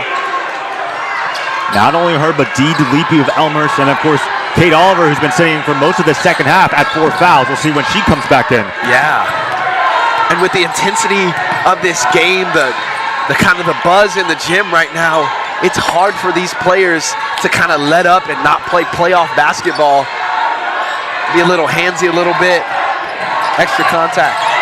Catto inside. Lily Catto, new career high, 17 points for her. That's a fantastic play and a great ghost pass from Alyssa Favorowski down the baseline to get it to Lily Catto.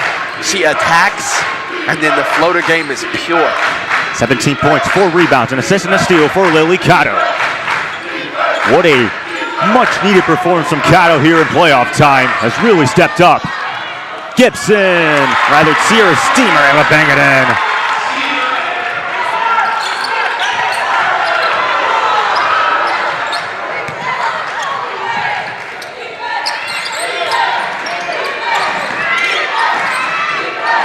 For Steamer, that's now 6 points for her alongside 5 rebounds. Leading rebounder on the team. Martin slithers. Alexis Martin to the cup, banks it home. Great move and an undisciplined closeout from Steamer. Alexis Martin had her feet set, but it didn't look like she brought the ball up very much on that shot fake, but was able to blow by. Beautiful finish with the left hand as well. Of course, for Elmhurst, a thing that we were talking about in the North Central game is that the Blue Jays 11-2 at home, 5-6 on the road. Meanwhile, you have MC Brown just able to score right there. She has 8 points and 7 boards. Yeah, she's been an integral piece getting the good bucket. A very timely bucket there as Elmhurst's offense was kind of gasping for some air. But a really nice move working on Martin. So DeLippe, who has 4 fouls, is back in the game. She'll check in for Sierra Steamer. Kate Oliver still on the bench for Wheaton. Thunder hanging on to a 5-point lead. As Lily Catto is going to call a timeout with 7:22 left to go. And again, going back to that last score, now it's a 2-point game between the Big Blue and Carthage with 6:01 left to go. Big Blue still up 44-42. Yeah, Milliken trying to hold on to that lead in the waning moments of that game. Sure, that's a pretty back and forth. Carthage obviously went on a bit of a run to close the gap. Of course, Elmhurst Wheaton, always a great rivalry. It was about a year ago actually that Annie Tate, 39 points, 16 rebounds, 28 of 29 from the free throw line, had the NCAA record for the most free throws made across all divisions. Kind of going back to the conference rankings, I always try to figure out, what are the best conferences? People like to talk about the CCIW as the best conference. Yeah. So according to the Massey ratings from D3 Datacast, which is a site I love to use, the CCIW ranks as the 8th best conference in all of Division III.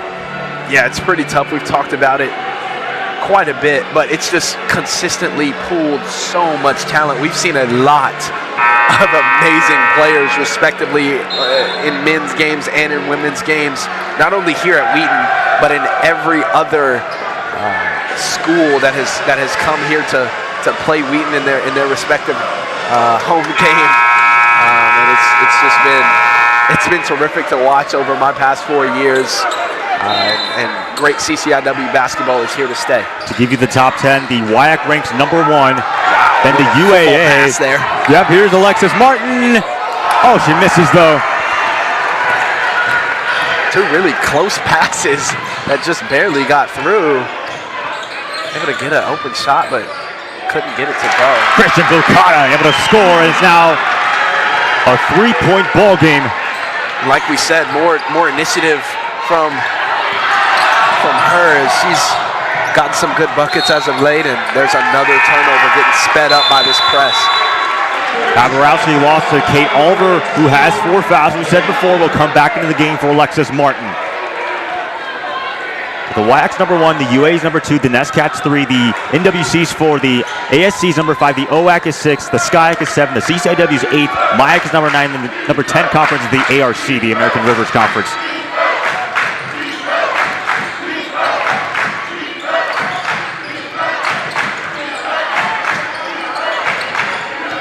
Galipi picked up by Richards, a nice feed inside, but Gibson couldn't finish. Another offensive rebound, another try, and this time the finish right there by MC Brown. MC Brown, 10 points now.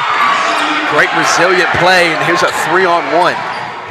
Richardson bangs it home. Yeah, great pass there. Caught Elmhurst napping on the back end. A lot of miscommunication. And just great awareness to get that pass up, and then the concentration to finish from Richardson there. Bukata 10 on the shot clock, under 6 minutes to play. Picked up by Grace Kaiser, 5 to shoot. Bukata fires for 3. Too much gas. Babarowski tries to get the rebound, ball still loose. Where are they gonna roll it? Looks like it's gonna be a foul on Elmhurst. But Wheaton catching a break right there late in the shot clock. Tabata not attacking downhill. You know she's going to put up a shot, and Annika Richardson has kind of been soft off of those screens. She was able to get an open look and just wasn't able to bury it. Well, speaking of Annika Richardson, before this steal right there by Cusack, Annika Richardson now has moved to 10th all-time in Wheaton scoring, passing Janet Alborn. 1,196 points for Annika Richardson. Brown misses her shot. The ball goes out of bounds, and rather it's kept in live by Annika Richardson. Here's number 24, Kate Oliver with the basketball. She's going to look to attack immediately. Oliver for 3. Leaves it short. Babarowski the rebound. That looked really good from our table right there. Obviously hasn't shot the shot in a while, but she was on target just a little bit short. Richardson back out to Oliver. 8 on the shot clock. Oliver draws the foul. It'll go against Sierra Gibson. Yeah, Kate Oliver, such a smart player, understanding that maybe that last 3-point attempt wasn't the smartest, coming straight off the bench after not playing for most of this half. That time she goes on the pump fake, drives down the baseline, and is able to find a way to get to the free throw line, and that's 5 fouls for Sierra Gibson. She's not happy at all because it seems like she's been in really good defensive positioning, just a lot of ticky-tack fouls throughout the stretch of this game. Finishes this game with 8 points, 5 rebounds, an assist, 2 steals, and a block. Does Gibson. Again, Galipi still with 4 personals. Oliver, who's at the line, still with 4 fouls as well. Yeah, this is still a manageable game for Elmhurst. 4-point lead, or a 4-point deficit for them, rather. Still a lot of possessions left here to go, but both of these teams have to make each possession on both ends of the floor count. 48-44, Thunder up by 4, right to advance to Bloomington in the CCIW semifinals. Another foul inside. It's going to go against the Thunder. as Lindsay Novak will likely go to the line. Yeah, Novak on the back cut, actually. Lily Caddo caught napping. And because she's out of position, she's not able to really get her feet set and stay in front of Novak. Great heads-up play for number 0 there in blue. Lindsay Novak, 20 points, 7 rebounds against Carroll. Misses the free throw right there. As we talked about, the free throw's been a bit of an issue. They're now 14 of 21 from the line. Absolutely. I said it once, I'll say it again.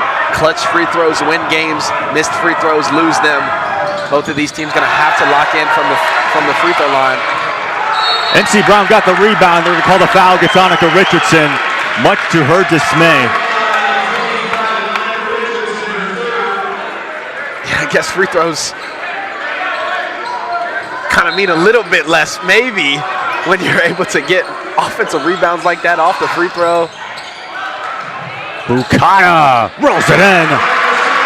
Great cut. She was kind of sniffing around the three-point line, but she cuts. Was able to get the floater. Pavarowski's shot is a little too strong for Christian Bukata. She now has 15 points, 4 boards. A 3 on the way, no good. Another dodge bullet from Wheaton right there, their top shooter. Crowd wants a foul right there as Cusack fell. Pavarowski's wide open, drains the mid-range J. There it is, and she's been hunting for a shot since early on in the first quarter. She's had a lot of opportunities. If you're Wheaton right now, there's another opportunity. Novak could have shot that. They've got to be able to hold her hand and not give her the opportunity to shoot. Not a great driver, not what she wants to do, but if she spots up and gets her feet set with any type of open look, she's gonna look to shoot it. 4.6 rebounds for Alyssa Pavarowski. For the shot clock, Novak for 3. Oh, rattles it in. What a play right there. That is actually Rowan Cusack from downtown. Cusack late in the shot clock once again. Wheaton doing a bad job of closing out. Caddo continues her excellent night. She now has 19 points. Euro step through that lane, fillet. That's a beautiful move. Getting to the cup there with the left. Cusack again, bangs it in. 5 points for her. The last 2 possessions and a timeout is taken 3 minutes to go. Wheaton only up by one. Let's go back to the replay. That's an even better move. And again, Pavarowski not getting her feet set at a good spot. By the time she gets her feet set, she's down close to the half circle. You can't let Cusack get into the lane like that, completely uncontested, without making a move or feeling any type of pressure. And then through the contact, throwing that thing up with the left hand. It's a great move. MC Brown, by the way, has a double-double in this ball game. 10 points and 12 rebounds. That is actually her first career double-double. Meanwhile, for the Thunder, wow, it's just a lot of great plays. Annika Richardson also stepping up here in the second half. Yeah, that was a few moments ago on that last layup that you saw, but late in the shot clock, you see it right there at the top of the screen. 3 seconds left. Again, not looking to attack downhill, and at that point, it's like there's no way they're going to get to the cup. So you have to hedge that screen and understand circumstantially that she's going to pull that 3. No contest behind the screen. She was able to knock that one down. A few big buckets there from Cusack. Oliver gets MC Brown, drives, gets her own layup, tries again, she's fouled. Yeah, Wheaton with another missed layup, unfortunately. But she stays with it, the baseline drive. And there was no help for MC Brown down the baseline because of Annika Richardson's presence. Ricotta wasn't able to help off. Oliver now, 7 points, 7 boards, and 3 assists, playing with those 4 personals. Thunder trying to make this a 3-point game.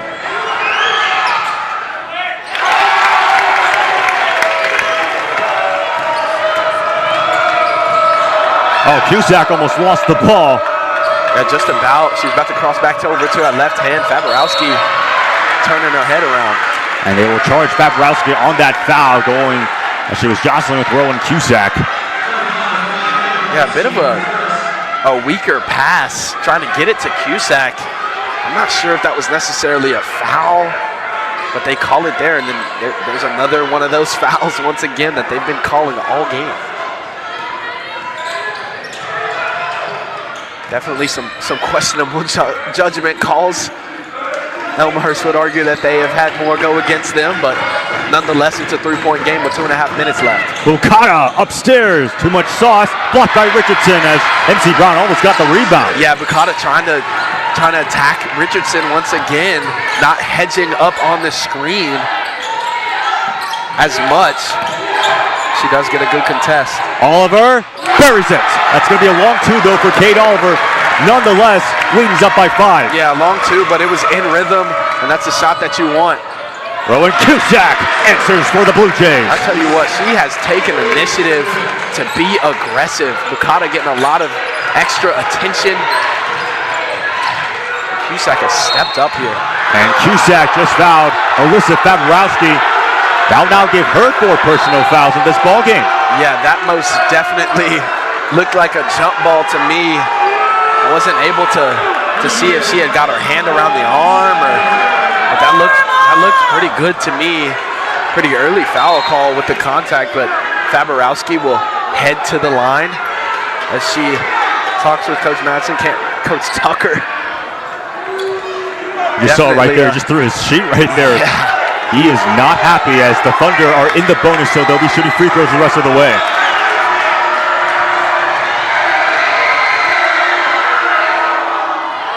Alyssa Faborowski Jr. out of Lone Tree, Colorado, averaging 8 points per game, has started in every single game. Yeah, she's really stepped up, even last year stepping up into the role, starting later on in the latter stages of the season. She's been a starter. She's been a key piece for this program. 6 points, 6 boards, 3 assists for Faborowski. Cusack won't fall. Ball being juggled around. Cusack able to get it. Now here's Novak for 3. Out of bounds. And it's going to be Wheaton ball. It's a good look. Again, Cusack forcing the issue. This time she goes with her left hand, but a lot of white jerseys around her that time. Wasn't able to get it to fall. Great hustle to get it out to Novak. Her feet weren't quite set. She'll check out of the game for now. Defensive substitution coming in as Lewers checks into the game. Lewers and Novak will check in and out as this game goes forward. Offensive, defensive substitution. Oliver right off the glass. Greases the cylinder. The Thunder are up by 7, tied for their largest lead. That's a clutch shot right there. Bukata not doing a great job of sliding her feet and cutting her off, and then she was able to just get into the lane after half court. Elmhurst fans irate. There was no foul on that play for Christian Bukata. Under a minute now left to play. Right to advance to Bloomington on the line. 60-53, Thunder lead. Got to attack inside of 10 right here. Right. There's another 3 buried right there. Bump goes the Dynamite. Annika Richardson, a clutch 3, and the Thunder up by 10. Talk about a dagger straight into the heart. Wheaton coming down, getting a great look, and after not being in the game for quite some time, searching for shots, Annika Richardson coming off of the down screen and knocking it down in arguably one of her biggest shots of her career up to this point. Definitely one of her more clutch shots this season. And now it's a 10-point lead that the Blue Jays are staring at. 13 points, 8 rebounds, and an assist. We just talked about it before. Annika Richardson is now 10th all-time in Wheaton scoring, just past Janet Alborn about 10 minutes ago of game time here in this ballgame. Thunder trying to advance to Bloomington. Meanwhile, going back to the Milliken-Carthage game, Milliken's up 57-52 with 22 seconds left. So the Blue hang on to win. They'll take on Illinois Wesleyan. Meanwhile, Wheaton, they'll have a date with Carroll. It's crazy. I'm not sure. Maybe there was a tech awarded. Yeah, these are technical foul shots for sure. Wheaton will get the ball back after these 2. So we just got word that they called the tech on Coach Tucker, as Kate Oliver can't make the most of the 2-shot technical. as Coach Tucker is still arguing. Elmhurst gonna have to, if they don't get a quick steal, they have to stop the clock by fouling. Again, Elmhurst or Wheaton is going to have to lock in from the free throw line. Oliver, they don't foul yet. Oliver, and they finally will, as you had Novak as well as Christian Bukata swarming her. Yeah, swarming her. And initially I was like, Kate Oliver, get it back to Grace Kaiser as she steps back in. But number 24 wants to be at the free throw line making these shots in this clutch situation. This is exactly where she wants to be. Kate Oliver goes to the free throw line the most out of any player in the CCIW and makes the most free throws, shooting at 76%, 6 in the conference. Yeah, this is the last person you want on the line shooting. She missed the 2 technicals, but is able to knock those 2 down and stretch this to a 12-point game. Timeout was just taken right there by Bukata. 44.8 seconds left to go. What do the Blue Jays have to do to get back in this ball game? They're going to have to score quick. They're going to have to foul, and they need Wheaton to miss some free throws as they try to stop the clock and get back into it. Novak will be on the floor, so look for her to spot up. Bukata is going to be looking for some outside shots as well. Cusack running the show, bringing the ball up quickly here, but they've got to get going here quickly and hope that Wheaton misses some free throws under the pressure. 3 players for the Thunder in double figures. Lily Cato, career high 19 points, 5 boards, and 2 assists. Meanwhile, you have Kate Oliver, 14 points, 8 boards, and 4 assists. Annika Richardson, 13 and 8 for her. Meanwhile, for the Elmhurst Blue Jays, Christian Bukata, 17 points, 4 boards. As we said before, MC Brown, first career double-double, 10 points, 13 rebounds. And if you're Wheaton, what do you do here defensively? You cannot foul, 1, but you have to guard the three-point line ferociously. You can give up a 2, but threes given up are something that you can't afford. You can't allow number 0 or number 10 to get open 3 balls. Blue Jays wasting some time. Novak for 3. Air balls it though, and it's going to be Wheaton possession. Yeah, you knew that if Novak was going to get the ball there, she was going to try to put a 3 up. Desperation mode for the Blue Jays. But really good perimeter defense, especially without fouling. Looked like Novak was trying to get one to go her way too, so that she could get to the line, but nothing awarded. Thunder 36.6 seconds left from advancing to the semifinals, and I know for the Elmhurst Blue Jays, and again, they're coming off nearly their best season in 10 years. And you lose key pieces such as Shanice McQuay, Naria Smith, as well as Tyresha Sessions, and your head coach. They have still had an incredible season. The future quite bright for the Blue Jays. Christian Bukata is coming back, and again, only a sophomore. Yeah, it's the future is bright. Coach Tucker has done a great job with turning this program around. And even though it might not look bright right now, some disappointment here, especially as well as they've played here in this basketball game. Still a lot of bright spots to really hone in on, and this is going to be a dangerous team over the next few years. As Bukata just fouled Kate Oliver, she'll go back to the free throw line.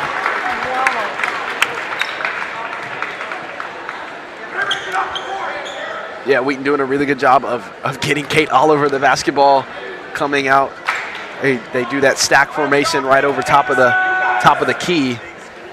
Set some double down screens for her.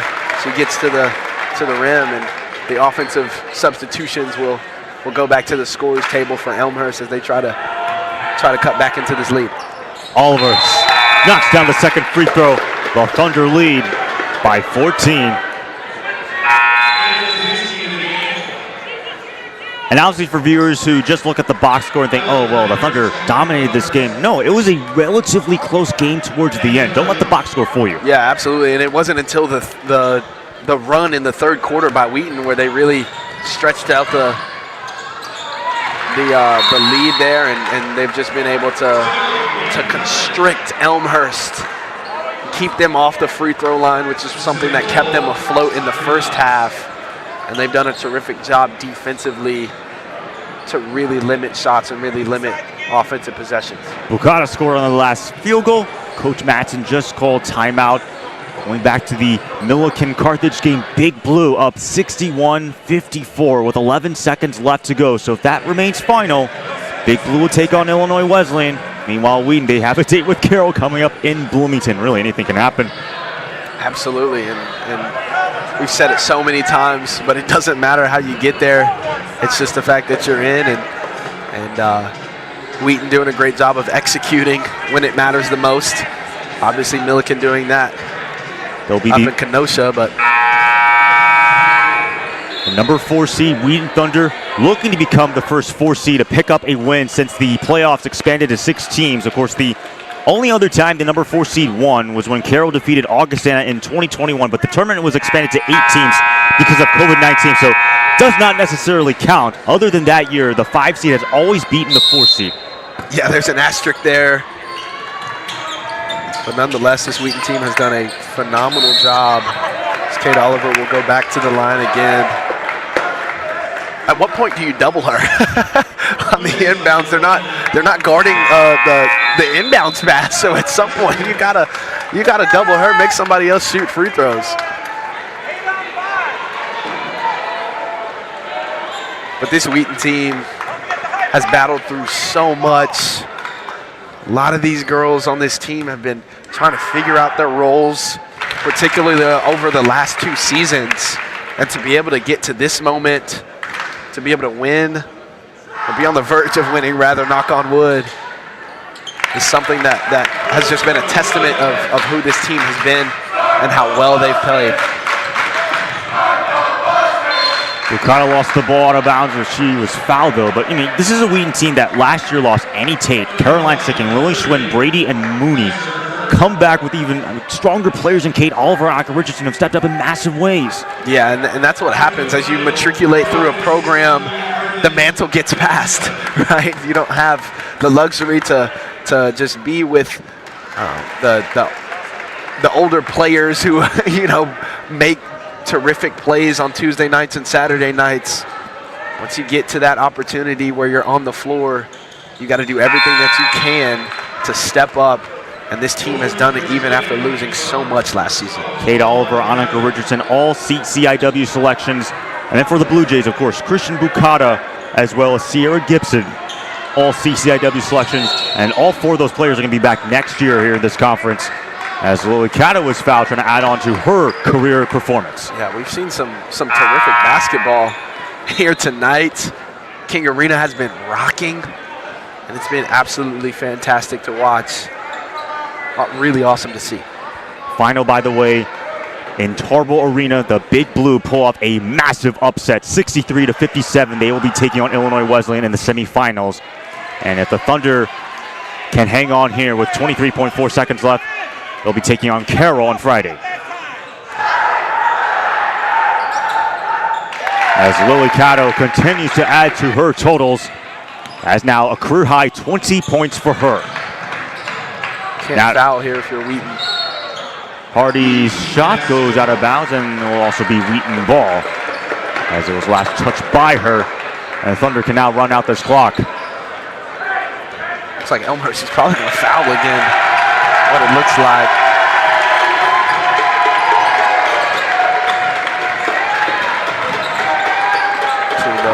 They'll get it into Grace Kaiser. Thunder successfully across the timeline. Pack her bags. Get the bus started. Well, Thunder headed to Bloomington. What a terrific game, a terrific atmosphere. Student section and the Wheaton faithful letting this team hear it. So proud of this team. Obviously a great game from Elmhurst as well. This is a really talented group on both sides of the basketball, or both sides of the floor rather, and just some really quality CCIW basketball, trying to make their way to the top. Lily Cato leading the way, 20 points, 5 rebounds, 2 assists. Kate Oliver as well, 18 and 8. Richardson just moved to 10th all-time in scoring, 13 points, 8 rebounds, but still Elmhurst laid it out on the line. Christian Bukata, 21 points and 4 boards, as well as MC Brown, 10 points and 13 rebounds. Again, Elmhurst, they're going to be a good team next year. Yeah, absolutely. They've got so many core pieces, and even after their losing streak, they were able to fight back and find their way to this position. So look out for the Blue Jays coming next year, but Wheaton heading to Bloomington. Get the bracket officially set. The Big Blue will take on the Titans of Illinois Wesleyan, the #1 seed. Meanwhile, Wheaton has a date with the Carroll Pioneers. Let's preview that matchup. Of course, Olivia Rangel just named the CCIW Most Outstanding Student Athlete. You also have Natalie Grecius, the 2 top scorers in the CCIW against Annika Richardson. Kate Oliver, and of course, Lily Cato emerging as a great player here in the playoffs. What do you expect from that game? Yeah, it's going to be the battle of the guards. Essentially, the last time that Carroll came through here, they played really well. Obviously, their guards played really well. Definitely going to be another defensive mountain to climb for Wheaton, but they can get it done. They got some momentum right now playing, so we'll see how that one goes. But rooting for a Wheaton win. Wheaton, Carroll, Illinois Wesleyan, Millikan, all on Friday. A chance to get to the NCAA tournament on the line for the Thunder. The last time they made the NCAA tournament, you got to go back to the 2019-20 season. They have a chance to do it this year. Yeah, they absolutely do. And it's just such a great opportunity for them. And you know, as we close, Aiden, you have been absolutely terrific calling these basketball games. It's been a pleasure to call it with even football games as well. It's been a pleasure to hear you and to witness your greatness. So, well, we would like to thank also Sumcom TV for distributing all these broadcasts. It's been, of course, a great pleasure to call these basketball games with you, and can't wait to see you next year as well, Xavier. Absolutely, good to see you. Well, alongside Xavier Jones, I'm Aiden Conk, signing off for the final time on the Wheaton Thunder Sports Network.